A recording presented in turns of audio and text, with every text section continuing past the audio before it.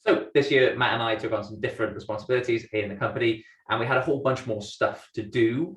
And very quickly, we started developing this gnawing anxiety that maybe we weren't always focusing on the most important stuff. We weren't making our kind of highest point of contribution.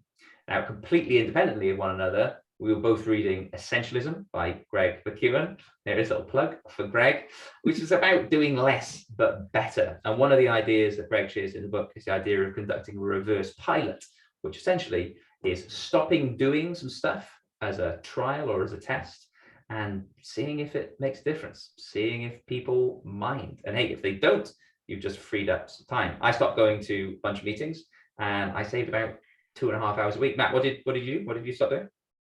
I tried to curb my FOMO by stop saying yes to things so quickly.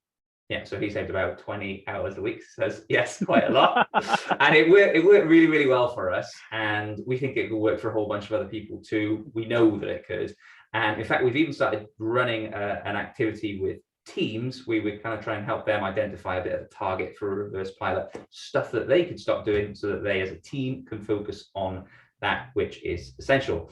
We've put together a workshop flow, which kind of just going to give away. And if people want to give it a go, then great. And Matt, you're going to talk it through. Yeah, absolutely. So this workshop will take you a couple of hours. It focuses on first the individual and then on you as a team.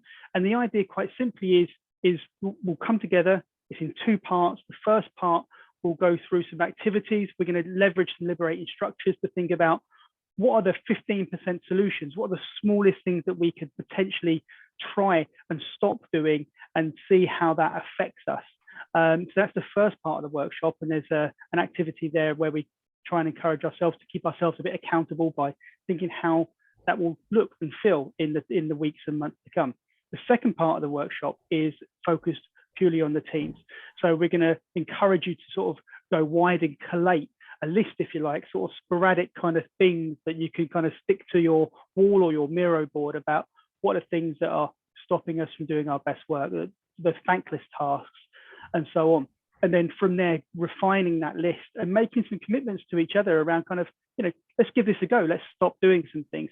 So the hope for this workshop is that you as an individual can free up some time to focus on the valuable things that you want to do, whether that's different things in work or different things in life. And then as a team, what you can do to sort of reduce some of that distracting noise with the stuff that often happens day to day. Now, as Joe said, you can download this. We're using Session Lab, so you can just download it off PDF. It will have all the instructions in. You literally just got to print it off or grab a copy for it and run it. And like Joe said, if you do run it, let us know how it goes. This is our first stab at this kind of workshop flow. We've tested it a few times, but we want you to test it and just let us know. Let us know how it goes. And hopefully it helps you to focus on some of the things that are more essential. Nice. Thanks so much. So the only other thing to say, there's no catch, but we do want to know how you get on with it if you use it. So let us know so we can improve on it. And also if you've got any other kind of common challenges that you're facing in your teams, you think similar kind of workshop flows might help, then let us know. And Matt and I might kind of put our brains together and see what we might do to address that kind of challenge. So I think that's it. Let us know how you get on. All right, that was a 3-minute video. Let's stop. Wait.